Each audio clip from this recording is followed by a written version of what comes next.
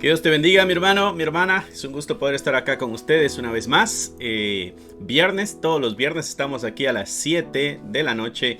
Igual los miércoles a las 7 de la noche y los domingos a las 2 de la tarde pasamos nuestro servicio dominical. Así que si tú eres nuevo en el canal, bienvenido, bienvenida. Y qué bueno que vayamos creciendo y vayamos aumentando esta bonita comunidad donde estamos aprendiendo la palabra del Señor. En esta semana estamos recordando los últimos días de nuestro Señor Jesucristo acá en la tierra, antes de resucitar. El día de hoy es viernes, recordando lo que sucedió el jueves, el viernes y el sábado de esta semana que comúnmente conocemos como la Semana Santa. Así que vamos a iniciar nuestro estudio el día de hoy, temas muy importantes para reflexionar, para meditar en nuestra vida espiritual. Y así poder seguir creciendo en esta fe que nuestro Señor nos ha dejado. Padre, te damos gracias por la oportunidad que nos das de acercarnos a tu palabra. Cada vez que abrimos tu preciosa Biblia, Señor, encontramos tu voz hablando a nuestro corazón. Así que el día de hoy te pedimos que no sea la excepción. Habla a nuestras vidas, habla a nuestro corazón. Danos el valor también para poner en práctica aquello que tú exijas de nosotros y que muramos a fin de cuentas ya a nuestras vidas y que seas tú, Señor, el que viva en nosotros. Te lo pedimos en el nombre que es sobre todo nombre, en el nombre de Jesús. Amén, amén y amén. Entonces estaremos viendo el video anterior, el video que pusimos el miércoles. Estuvimos hablando de lo que sucedió lunes, martes y miércoles. Así que hoy estaremos hablando de lo que sucedió jueves, viernes y sábado, hasta donde tenemos los recuentos de la historia. Y para eso vamos a ir a Mateo, capítulo 26, y ahí estaremos viendo lo que sucedió en el día jueves. En el día jueves tenemos la cena, ¿te acuerdas la cena pascual, aquella que se instaló con Moisés, recordando la liberación que Dios hizo con brazo fuerte, como lo dice la escritura, la liberación que hizo del pueblo de la esclavitud que tenía allá en Egipto. So, ellos tenían que hacer cierto ritual con la cena, cierto tipo de alimentos también que les recordaría todo el proceso de su liberación. Un proceso amargo, un proceso hasta cierto punto doloroso, triste, pero necesario para la liberación. Y es interesante que siempre tenemos que tocar fondo, como dice el dicho, para poder encontrar la luz. La Santa Cena es lo que sucedió el día jueves. El día miércoles, recordarás, si viste el video o si ya sabes la historia, la has leído, el día miércoles fue una especie de descanso para nuestro Señor Jesucristo, pero fue el momento que aprovechó Judas para ir y hacer el trato con los líderes religiosos para entregar a Jesucristo, para traicionarlo. Mientras Cristo descansaba, Judas estaba haciendo negocios turbios, vendiendo a nuestro Señor por unas pocas monedas de plata.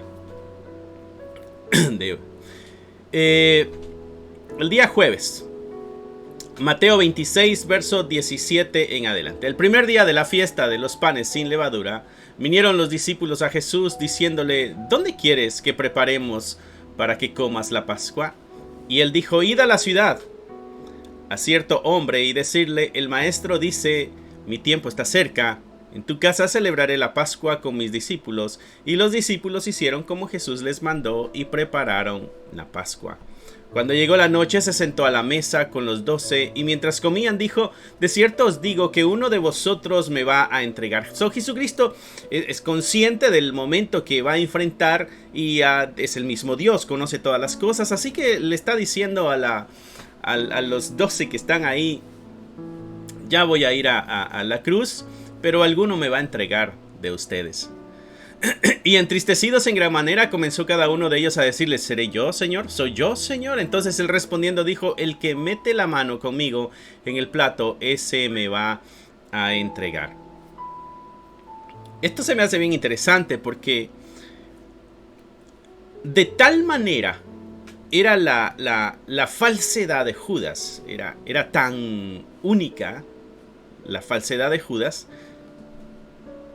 que nadie sospechaba de que él era el traidor.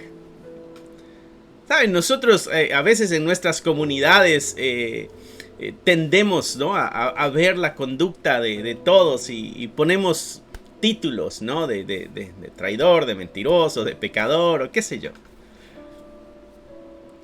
Judas había hecho su trabajo tan bien que nadie sospechaba que él era el traidor. Cuando Jesucristo dijo: de entre de ustedes hay uno que me va a entregar, lo que ellos se preguntaran es: ¿seré yo?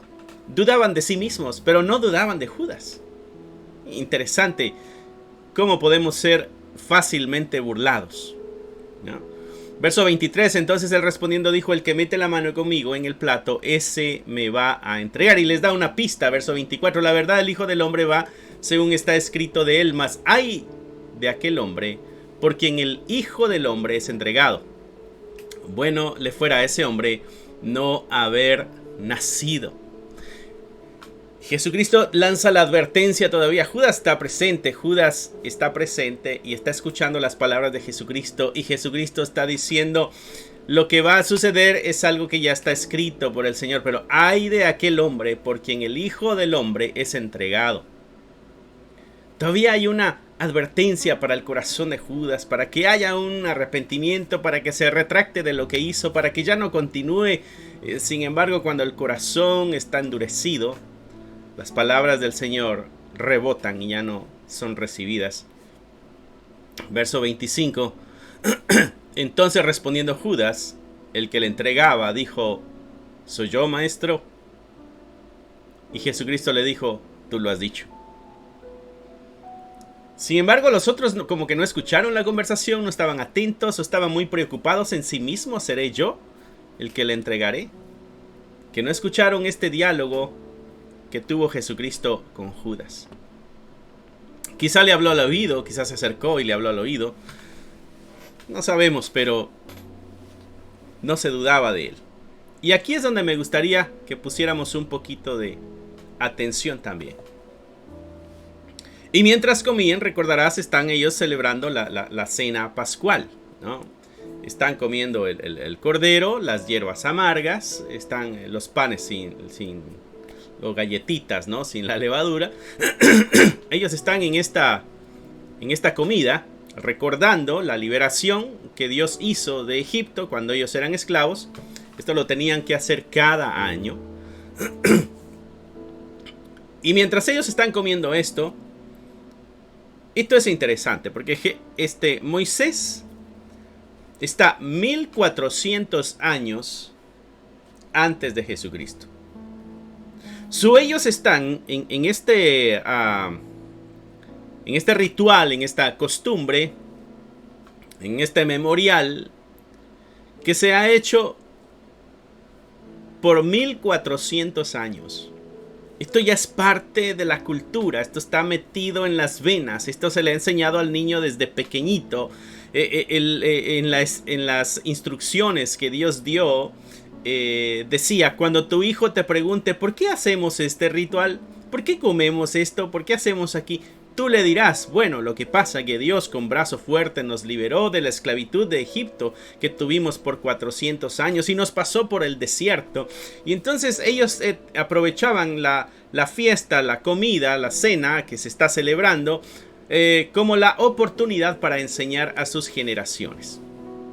Dios puso fiestas para instruir.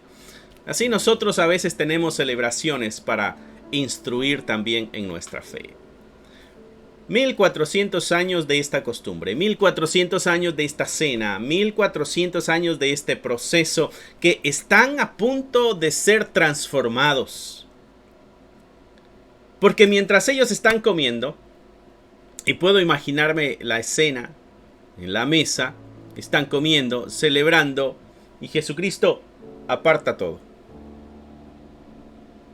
Hace a un lado 1400 años de práctica. Y dice que toma el pan, lo bendijo y lo partió. Y dio a sus discípulos. Y le dijo: tomad, comed, este es mi cuerpo. Es un... Me imagino que ellos se quedaron como estancados, como congelados. ¿Qué acaba de suceder? ¿Qué acaba de pasar? Acabamos de hacer a un lado 1400 años de costumbre. Una área de la cultura, esencia de lo que somos. Y ahora Jesucristo está instituyendo un nuevo memorial. ¿Recuerdas? La cena pascual era un memorial de la liberación de Egipto. Bueno, ahora Jesucristo está constituyendo un nuevo memorial. Pan, que se parte y lo da a sus discípulos y les dice: comed, este es mi cuerpo. Tomó la copa también y habiendo dado gracias, les dio diciendo: bebed de ella todos. Esta es mi sangre del nuevo pacto, que por muchos es derramada para remisión de los pecados. Mi sangre está anunciando la muerte que viene, la traición que está a punto de hacérseme, si está bien dicho esa palabra. Esta sangre derramada va a ser para remisión de los pecados. Está anunciando, recordando su propósito de muerte, su propósito de entrega. Va hacia la cruz y les está diciendo: esta es la razón de la cruz. La razón de la cruz es un cuerpo destruido donde la sangre se derrama, pero es para el propósito de la remisión de los pecados de la humanidad. Y dice ahí que es una sangre que por muchos es derramada. O sea, no es solamente para un grupo selecto pequeño, sino que es para toda la humanidad. Y él hizo un anuncio: bebed de ella todos. Asegúrense todos de participar de esto, porque aquí está la salvación. Y entonces queda ahí la cena, lo que conocemos hoy como la Santa Cena, el pedacito de pan que comemos con la copita de vino, recordando el pan como el cuerpo de Cristo y recordando el vino o jugo de uva, como comúnmente usamos, recordando la sangre derramada de nuestro Señor Jesucristo. Pero en este verso 26 se rompen 1400 años de historia. Así de fácil Dios cambia la historia. Así de sencillo Dios hace los arreglos en la historia. No sé si puedo explicar claramente lo que está sucediendo en ese verso 26 nada más. Pues está cambiando la historia totalmente. Y se nos está dejando un memorial diferente. Recuerda que esto es solamente un memorial. El pan y el vino nada más nos recuerda la muerte de Jesucristo. También nos unimos en Cristo, nos unimos como iglesia y recordamos la promesa de que Él volvería una vez. Y acá en el verso 29 hace otra vez esa promesa. Yo os digo que desde ahora no beberé más del fruto de la vid, hasta aquel día que lo beba nuevo con vosotros en el reino de mi Padre. Y hace esta grandiosa promesa de que estaremos con Él en el reino de Dios. Y una vez más nos sentaremos a la mesa. Esta historia que estamos leyendo aquí, de Jesús sentado a la mesa con sus 12, ese momento de cercanía, de intimidad, de escuchar su enseñanza, de compartir el pan, de comer, de servirnos el uno al otro. La promesa es de que llegará el día cuando también tú y yo estemos sentados a la mesa, comiendo con el Padre, comiendo con Cristo. Tremenda bendición. 1400 años llegaron a su final y empieza una nueva era, una nueva etapa, una nueva edad, con un nuevo memorial.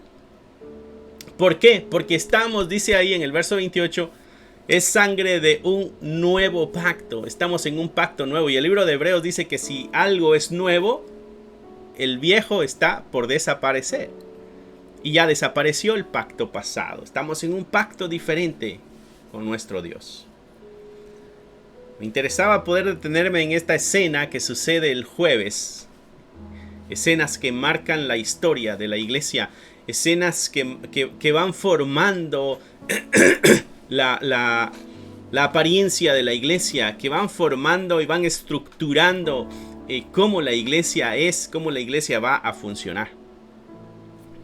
Pequeños pasajes que a veces pasamos de largo y los leemos sin tanta meditación, sin embargo están llenos de cambios, llenos de promesas, llenos de bendición para cada uno de nosotros. Entonces continúa el escritor, que es Mateo, contándonos, verso 30, hubieron cantado el himno. Había un himno que se cantaba al final. Salieron al monte de los olivos y entonces Jesús les dijo: todos vosotros os escandalizaréis de mí esta noche, porque está escrito: heriré al pastor y las ovejas del rebaño serán dispersas. Está anunciando lo que va a suceder, pero después que haya resucitado, iré delante de vosotros a Galilea. Jesucristo está dando salto y seña, algo así dice el dicho, ¿no? De los eventos que van a suceder. Está en esta verdad profética, él hablando lo que va a suceder, cómo va a suceder. Me van a herir, todos ustedes se van a dispersar, pero voy a resucitar y voy a ir delante de ustedes a Galilea. Y entonces Pedro interrumpe esta conversación, como acostumbra hacerlo, y dice: aunque todos se escandalicen de ti, yo nunca me escandalizaré de ti. Pobre Pedro no ha entendido lo que va a suceder y por eso habla apresuradamente y no sabe qué es lo que va a pasar. Acabo de darme cuenta de que no te había puesto la Biblia aquí en la pantalla. Déjate lo pongo aquí. Perdón por eso, pero lo veníamos leyendo aquí. Ahí está lo que estábamos leyendo acerca de la Santa Cena. Pero está bien, perdóname, esa. Entonces aquí estamos en el 30 al 35. Y en el 32 Pedro responde: aunque todos se escandalicen de ti, yo nunca me escandalizaré. Y Jesús le dijo: de cierto te digo que esta noche, antes que el gallo cante, me negarás 3 veces. Y Pedro le dijo: aunque me sea necesario morir contigo, no te negaré. Y todos los discípulos dijeron lo mismo. Es un momento muy emotivo, un momento lleno de emoción, de promesas. Es triste cuando nos dejamos llevar por la emoción y hacemos promesas que después no cumplimos. Pedro acaba de decir: yo no me voy a escandalizar. Aunque todos estos, no sé, estos parece que se escandalizan. La verdad, hablo por mí, dice Pedro, yo nunca lo haré. Es más, si me es necesario morir contigo, yo no te voy a negar. ¿Y qué dijeron los demás en coro? No, nosotros también. Olvídate, entregados hasta la muerte. Sin embargo, tú que has leído la historia sabes de que se dispersaron. Estaban asustados. No hay que hacer promesas apresuradas cuando estamos con las emociones alteradas. ¿Ya? Salió en verso. No hay que hacer promesas apresuradas cuando estamos con las emociones alteradas. Porque tendemos a cometer estos errores. Prometemos y cuando vemos que la situación es muy difícil, ya no cumplimos. Es muy común en el ser humano esto. Es pecado, no estamos diciendo que no. Desgraciadamente es un pecado muy común. Por eso es necesario que nosotros podamos estar conscientes de lo que hablamos, decimos. De toda palabra ociosa, dice la Escritura, que seremos nosotros juzgados. Continuamos nuestra lectura entonces, verso 36. Llegó Jesús con ellos a un lugar que se llama Getsemaní y dijo a sus discípulos: sentaos aquí, entre tanto que voy ahí y oro. Jesucristo está orando antes del momento. Tomando a Pedro y a los 2 hijos de Zebedeo, comenzó a entristecerse y a angustiarse en gran manera. Entonces Jesús le dijo: mi alma está muy triste hasta la muerte, quedaos aquí. Agarró a Pedro y a estos 2. Quédense conmigo y velen conmigo. Cuando tienes esas amistades en las que tú puedes depositar tu confianza, en los momentos de angustia, donde su compañía es muy valiosa. Jesucristo tenía ese tipo de amistades también. Verso 39, yendo un poco adelante, se postró sobre su rostro, o sea que los dejó por ahí. Se postró sobre su rostro orando, diciendo: Padre mío, si es posible, pase de mí esta copa, pero no sea como yo quiero, sino como tú. Que no sea como a mí me plazca, me guste, sino que sea como tu voluntad dice que debe suceder. Aquí vemos la humanidad de Jesucristo entendiendo el dolor que está a punto de pasar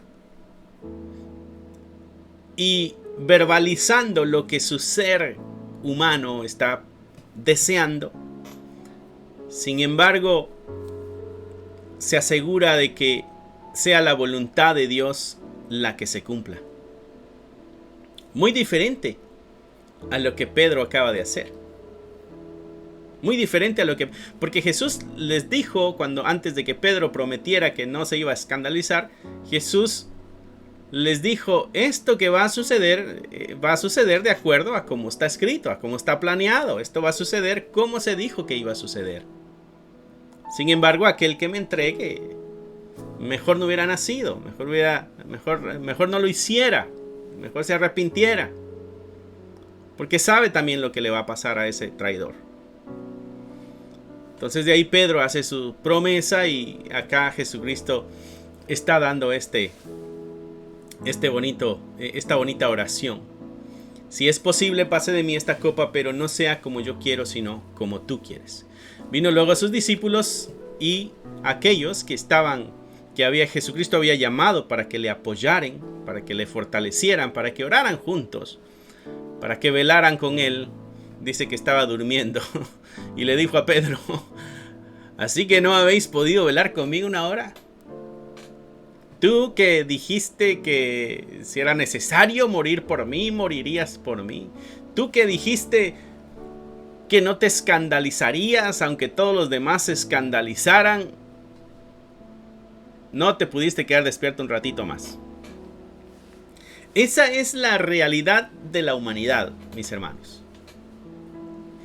Estas historias que no oculta la Escritura revelan, nos muestran a nosotros la verdad de la humanidad.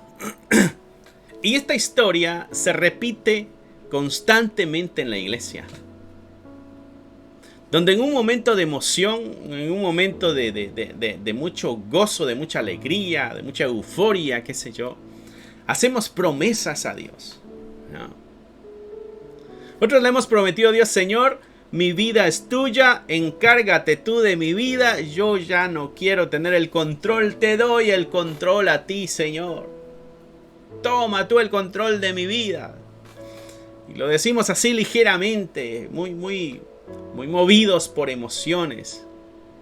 Pero pasan 2 o 3 días y hacemos nuestra voluntad. Pero si acabábamos de decir de que Dios tuviera el control, prometimos lo mucho y en lo pequeñito fallamos.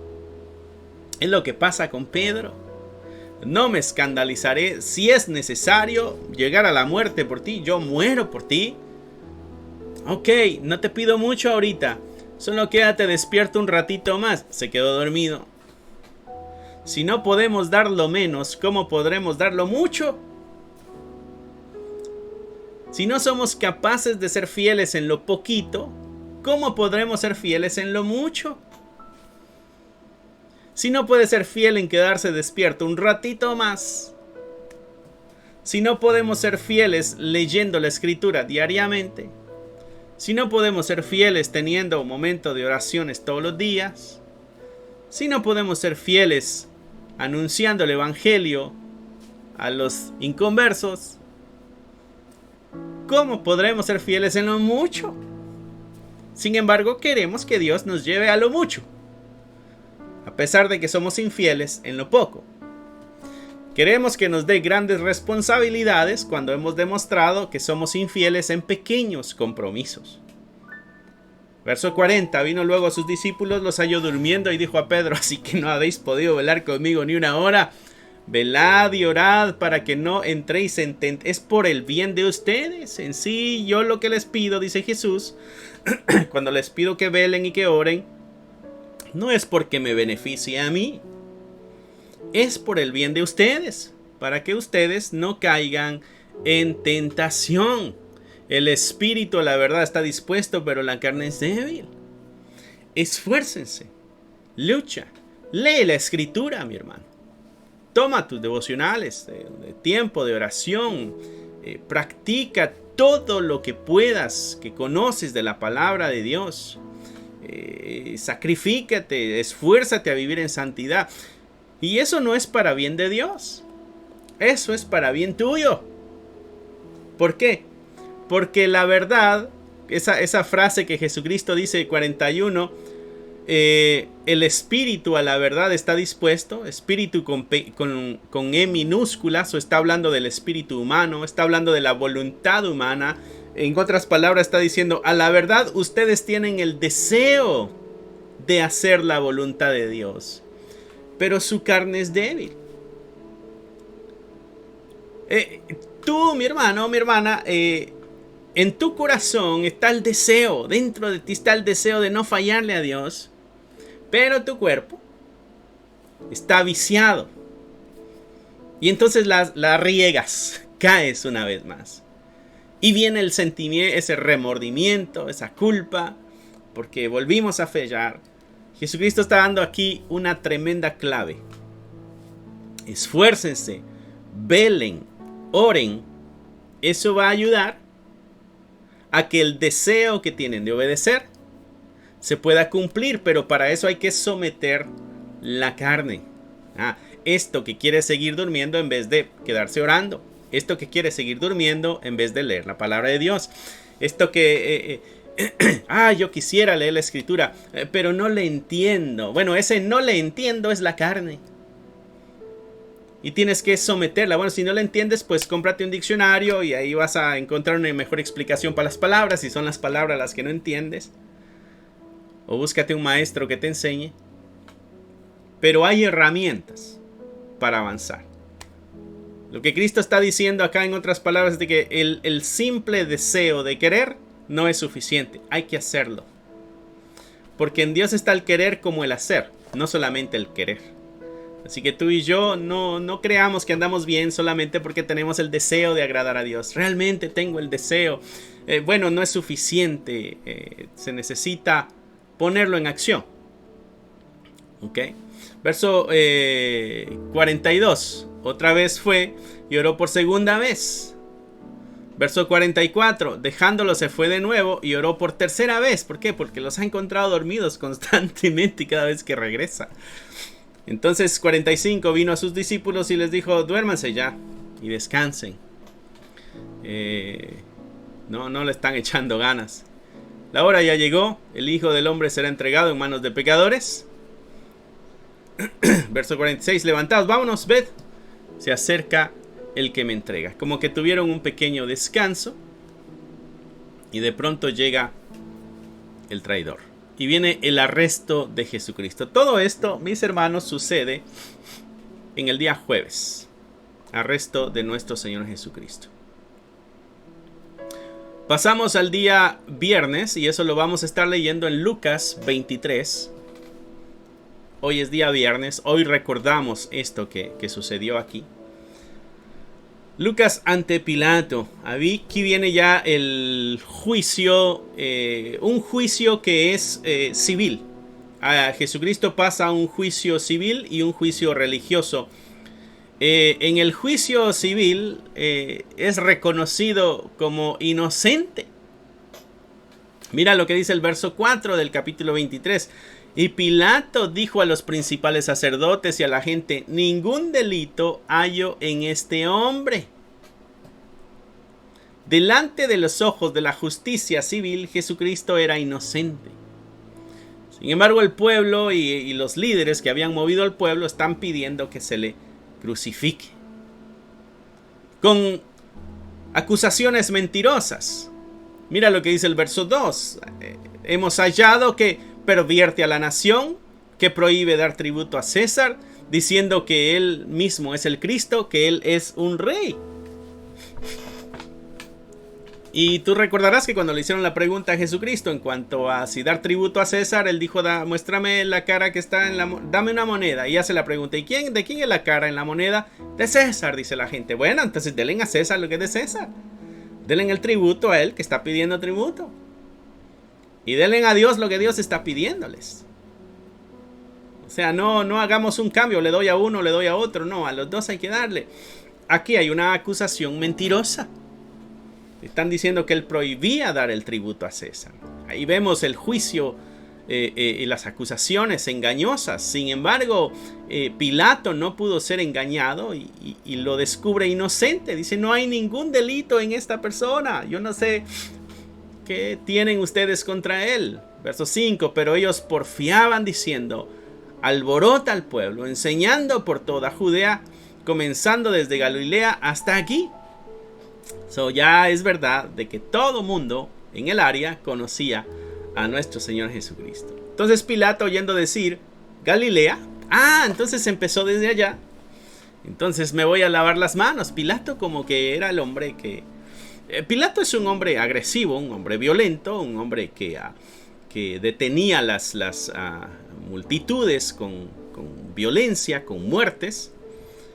Pero aquí como que da la impresión de que trata de evitarlo, como que ya no encuentra salida y su salida es explotar y matar y asesinar. Aquí dice, ok, entonces viene desde Galilea. Entonces este es un asunto de Herodes. Mandémosle a Herodes, que sea él el que se encargue de resolver este problema. No es mi problema. Pilato estaba en este momento que estamos leyendo, Pilato estaba a cargo de Judea y de Samaria. De Judea y de Samaria. En este momento que estamos leyendo. Verso 8. Herodes, viendo a Jesús, se alegró mucho porque hacía tiempo que deseaba verle, porque había oído muchas cosas acerca de él y esperaba verle hacer alguna señal. Este está buscando algo místico, algo mágico, una especie de mago que venga y haga algo que me divierta. Y le hacía preguntas, pero él nada le respondió. Y estando los principales sacerdotes, los escribas, acusándole con gran vehemencia, entonces Herodes con sus soldados le menospreció y escarneció, vistiéndole de una ropa espléndida, y volvió a enviarlo a Pilato. Y se hicieron amigos Pilato y Herodes en aquel día, porque antes estaban enemistados entre sí. Pero ¿cuál es el acto que está haciendo aquí Herodes? Regresándoselo a Pilato. Lo mismo, Herodes está diciendo, pues yo no tengo nada de qué acusarle, no hay nada de qué señalarle. Ya hay dos testigos que dicen que Jesús es inocente: Pilato y Herodes. ¿Y qué es lo que decía la ley? Que a la palabra de 2 o 3 testigos, toda palabra fuera verdad.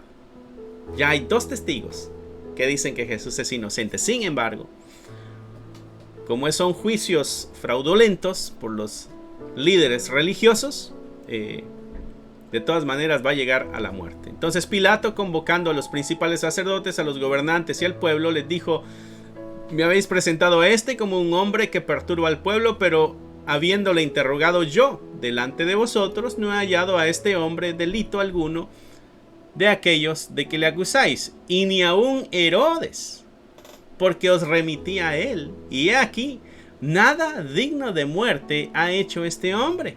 Lo voy a soltar después de castigarle. Pero había la necesidad de soltar a otro preso en la fiesta, que es, dice, mas toda la multitud dio voces a una diciendo: fuera con este y suéltanos a Barrabás. Están pidiendo a un asesino, y están pidiendo en el verso 21, diciendo: crucifícale, crucifícale. Y él les dijo por tercera vez: ¿qué mal ha hecho este hombre? Ningún delito digno de muerte he hallado en él. Le voy a castigar y le voy a soltar. Mas ellos decían a grandes voces, pidiendo que fuese crucificado, y las voces de ellos y los principales sacerdotes prevalecieron. Entonces Pilato sentenció que se hiciese lo que ellos pedían, y le soltó a aquel que había sido echado en la cárcel por sedición y homicidio, a quien habían pedido, y entregó a Jesús a la voluntad de ellos. afirmaciones de que hay dos testigos, de que Jesucristo es inocente, de que el juicio es fraudulento. Sin embargo, por miedo a la multitud, para que no sean alborotos y eso, bueno, hagan ustedes lo que quieran, y todavía le suelta a un homicida. Dice ahí que había sido echado Barrabás a la cárcel por sedición y por homicidio. Y Lucas acá nos presenta unos paralelos. Lucas es interesante sus escritos, porque Lucas nos presenta siempre unos paralelos muy que nos ayudan a reflexionar y de pronto a entender mejor y a tomar decisiones en la vida, si pudiéramos irlo resumiendo de esa forma. Por ejemplo, cuando va a nacer Juan el Bautista y cuando va a nacer Jesucristo. Esas dos historias Lucas las pone en paralelo. ¿Okay? Dios le dice a la familia de Juan, va a nacer un niño, y el papá duda. Dios le dice a María de que va a nacer un niño, y ella creyó. Una misma promesa, va a nacer. Uno duda, el otro cree. ¿Y qué es lo que sucede al final? La voluntad de Dios se cumple, aunque el personaje dude. Y entonces Lucas nos pone estas dos historias en paralelo. Hay un niño que va a nacer. Es imposible que nazca por la forma en que va a llegar. Una porque es virgen y otra porque es estéril. No puede suceder. No es imposible que se dé. Sin embargo, Dios hace el milagro. El asunto es de que en uno hay duda y en otro no hay duda. De todas maneras, la voluntad de Dios se cumple. Dudes o no dudes, Dios va a cumplir su voluntad, porque tu duda o tu fe no está por encima de la soberanía de Dios. Dios es soberano. ¿Okay? Puntos interesantes en los paralelos que Lucas pone en sus historias, en el relato de la historia bíblica. Pone en paralelo para que nosotros vayamos comparando. Y esto es lo que hace también en esta historia. Al menos a mi juicio hace estas especies de paralelos en esta historia. Mira lo que dice el verso 27.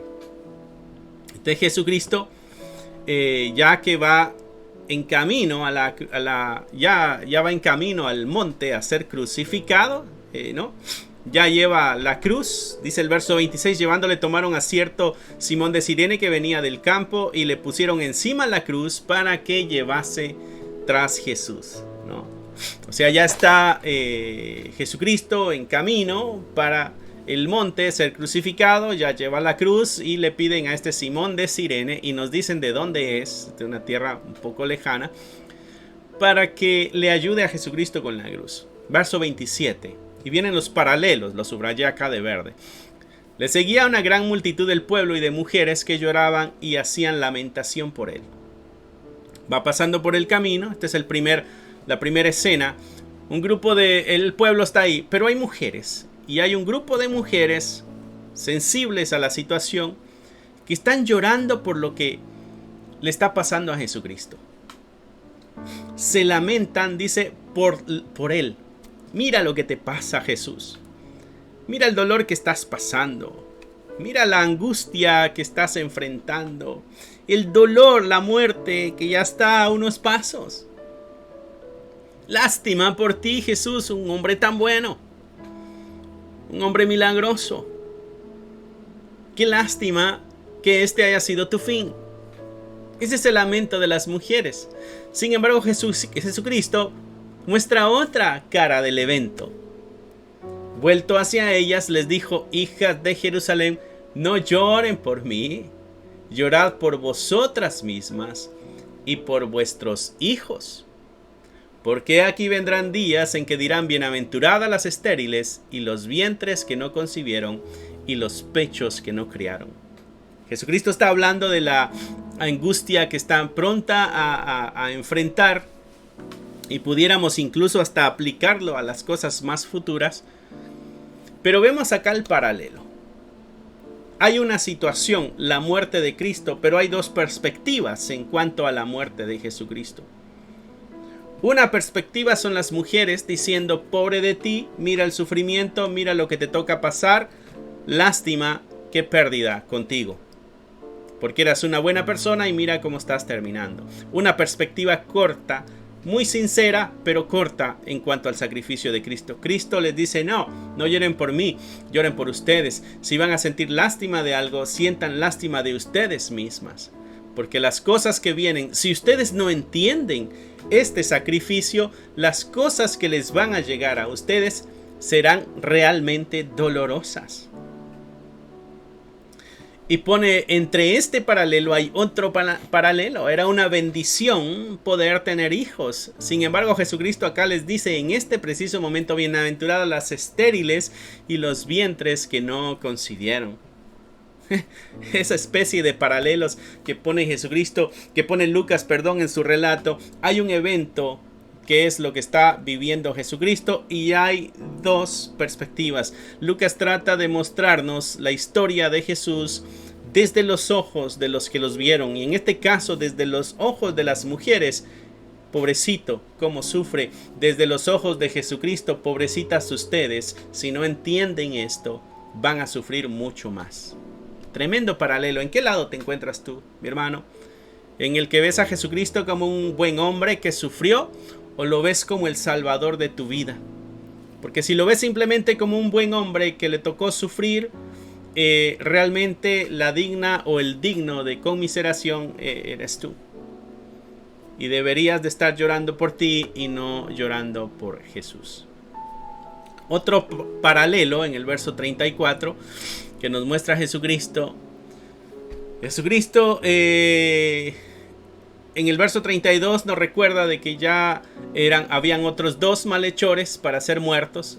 Cuando llegaron al lugar llamado de la calavera, le crucificaron ahí y los malhechores, uno a la derecha y otro a la izquierda. Jesucristo está en medio y hay dos cruces, una a la izquierda, otra a la derecha y cada uno tiene a unos malhechores. El verso 34, lo que hace Jesús en medio de ellos, refiriéndose a la multitud, perdónalos porque no saben lo que hacen. Repartieron entre sí sus vestidos y le echaron suertes.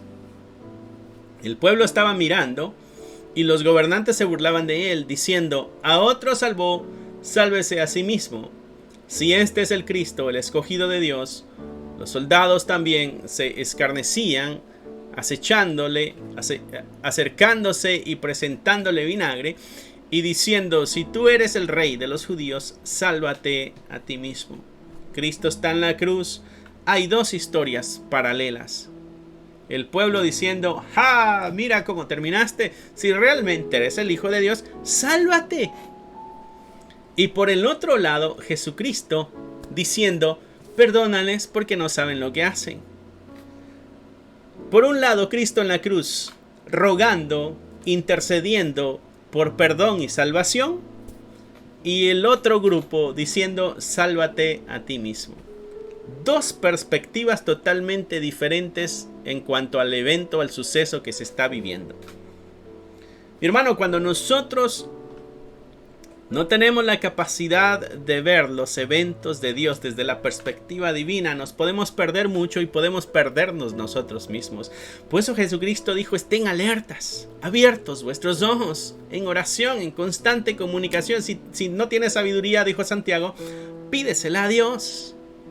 Porque nos podemos perder grandes cosas por simplemente pasar la mirada por encima de los eventos que Dios está haciendo en nuestras iglesias, en nuestras congregaciones. Atrévete a abrir los ojos y ver con los ojos de Dios. Dos historias paralelas, un solo evento, dos puntos de vista. Uno está intercediendo por salvación y los otros burlándose están diciendo, sálvate tú mismo. Realmente, si puedes. Y aquí viene otro paralelo, verso 39. Uno de los malhechores que estaba colgado le injuraba diciendo, si tú eres el Cristo, sálvate a ti mismo y a nosotros. Este se une al corillo de los malos que todavía no están en la cruz. Respondiendo el otro le respondió diciendo, ¿ni aún temes tú a Dios estando en la misma condenación? Nosotros a la verdad justamente padecemos porque recibimos lo que merecieron nuestros hechos, mas ningún mal hizo. Y dijo a Jesús: acuérdate de mí cuando vengas en tu reino. Y entonces Jesús le dijo: de cierto te digo que hoy estarás conmigo en el paraíso. Y ahí tenemos otro paralelo. Dos historias, dos perspectivas del mismo evento. Uno uniéndose a la voz de la muchedumbre diciendo: sálvate tú. Hablando mal de Cristo, burlándose de su situación cuando Él está en la misma. Esto es lo más tonto que puede verse, porque este está en la cruz y se está burlando del otro que está en la cruz. Este es como un pecador burlándose de otro pecador porque es pecador. Este es un pecador señalando a otro pecador por su pecado. Este es un crucificado burlándose de otro que está en la cruz, estando él en la misma situación. Sin embargo, hay otro. Esta es la otra historia, las historias en paralelo. Uno se burla, pero el otro pide misericordia. El otro le reconoce como Señor, le reconoce como Mesías, le reconoce como rey de algún reino, porque le dice: acuérdate de mí cuando vengas en tu reino. Hay una revelación en la mente de en la cruz, en sus últimos días. Esa es la tremenda misericordia de Dios derramada sobre la humanidad, que aún en el momento de la muerte, Dios todavía está lidiando con el corazón del ser humano para que voltee a verle y encuentre en él la salvación. Dios no tira la toalla. Dios no tira la toalla con nosotros. Al contrario, su misericordia es para siempre. Y Jesús le responde: hoy estarás conmigo en el paraíso. Ese lugar donde todos queremos estar encontrándonos con nuestro Señor Jesucristo. Dos historias en paralelo, un mismo evento desde la visión de estos dos. Un pecador que encuentra su perdón, su arrepentimiento y su salvación, y otro pecador que se hunde más en su pecado. Y aquí viene un último paralelo, verso 44. Cuando era como la hora sexta, hubo tinieblas sobre toda la tierra hasta la hora novena. Se oscureció el sol, se puso de luto el cielo ante la muerte de Jesucristo. El sol se oscureció y el velo del templo se rasgó por la mitad. Entonces Jesús, clamando a gran voz, dijo: Padre, en tus manos encomiendo mi espíritu. Y habiendo dicho esto, expiró. Y aquí hay otras dos historias en paralelo. En medio de la oscuridad, el sol se ha ocultado, las tinieblas están sobre la tierra. El sol se oscureció, dice el 45, y algo sucede. El velo del templo se rasga por la mitad.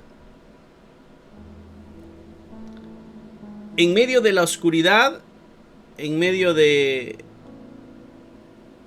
luto, en medio del dolor, en medio de la angustia, en medio de la muerte, ha llegado al fondo la humanidad en su pecado, matando al mismo Hijo de Dios. Ha llegado al colmo la maldad, pero no ha llegado a su punto final la misericordia. Porque cuando Cristo entrega su vida al Padre, el velo del templo se rasga por la mitad. Hay un juicio ahí. Cuando hay oscuridad, hay juicio. Cuando hay oscuridad, el anuncio es juicio. Y hace un juicio sobre el templo, rompiendo el velo. Ya no es un lugar especial para encontrarse con Dios y solo para un grupo predilecto. El rasgarse el velo del templo, aquello que separaba a la humanidad del lugar santísimo donde la presencia de Dios en la antigüedad se presentaba, ahora la puerta se abrió para todo el mundo. Todos pueden entrar a la presencia de Dios.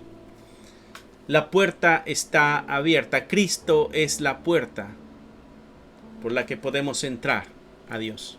Él dijo: yo soy el camino, yo soy la verdad y yo soy la vida. Él dijo: yo soy la puerta. Se abre el camino para llegar a la presencia de Dios. En medio de la oscuridad hay una luz para la eternidad. Y estas dos historias están aquí en paralelo también. Hay dolor y angustia, sin embargo, en el corazón de Dios hay amor y misericordia también. Se abre el camino para llegar. Y mira lo que dice el verso 47, ya con esto terminamos. Cuando el centurión vio lo que había acontecido, dio gloria a Dios diciendo: verdaderamente este hombre era justo. Y ahí está un tercer testigo hablando de la inocencia de Jesucristo. Verso 48. Toda la multitud de los que estaban presentes en este espectáculo, viendo lo que había acontecido, se volvían golpeándose el pecho. Ahora toda la multitud está en ese momento donde se dicen a sí mismos: ¿qué fue lo que hicimos? ¿A quién fue a quien crucificamos? ¿A quién no defendimos? Y ya es muy tarde para solucionar el problema. ¿Qué podemos hacer ahora? Es una comunidad con angustia, pero es una comunidad que tiene el corazón preparado ya para cuando el Espíritu Santo baje sobre los discípulos y Pedro se levante a predicar. Esta gente ya está preparada para decir: yo recuerdo que fui responsable y con culpa por esa muerte. Cuando Pedro les dice allá en Hechos: ustedes fueron los que mataron a Jesucristo, ellos dicen: ¿y qué hacemos ahora? Y entonces Pedro les dice qué hacer, cómo acercarse a Dios, cómo encontrar el perdón y la restauración en Jesucristo. Dice: pero todos sus conocidos y las mujeres que le habían seguido desde Galilea estaban lejos mirando estas cosas. Historias en paralelo que nos presenta Lucas para que comparemos, y de pronto nos empuja a que tomemos un bando. ¿De qué lado estás tú de Jesucristo? ¿Del lado del malhechor que se burla, a pesar de que la situación es decadente también? ¿O del que todavía logra ver de que hay esperanza y busca ese perdón y salvación? ¿De qué lado te encuentras tú, mi hermano, en la historia de las mujeres que están llorando? ¿Los que se lamentan por la muerte de Cristo porque no entienden la razón? ¿O los que entienden la razón de la muerte de Cristo y se gozan porque saben que ahí estaba su salvación?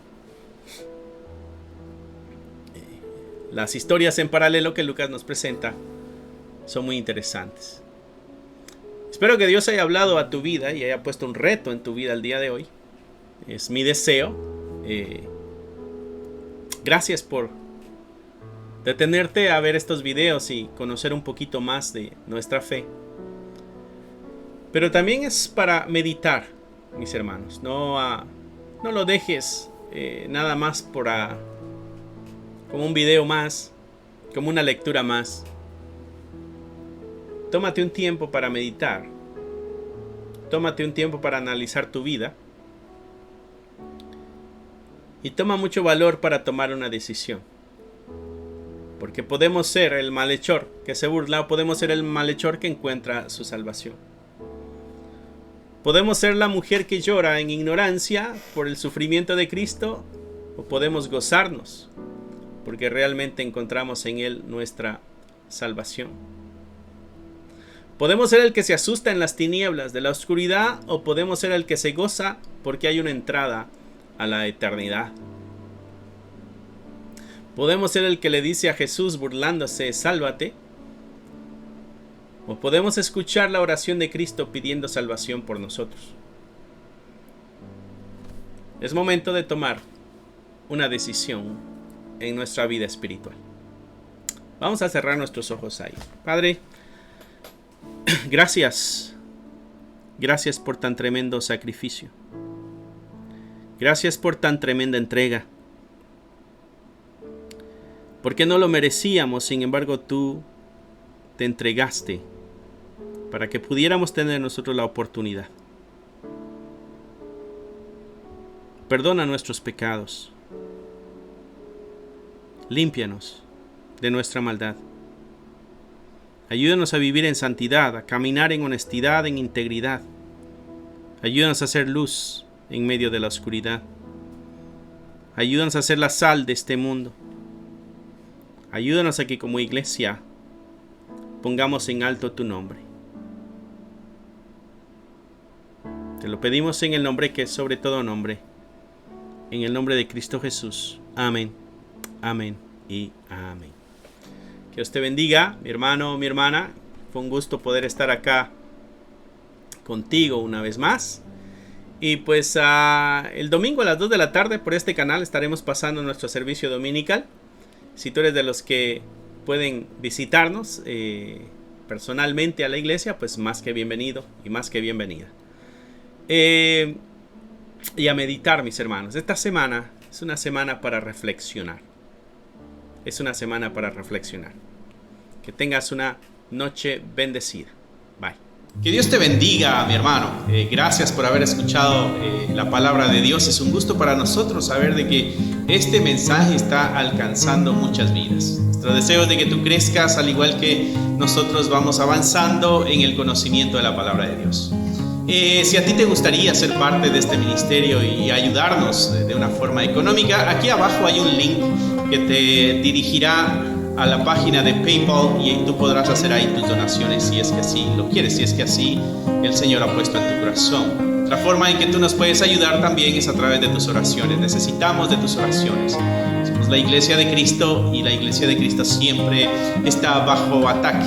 Necesitamos de tus oraciones. Así que gracias una vez más. Es un gusto poder saber de que somos útiles para tu vida espiritual en este caso. Bendiciones y esperamos en Dios vernos pronto. Bye.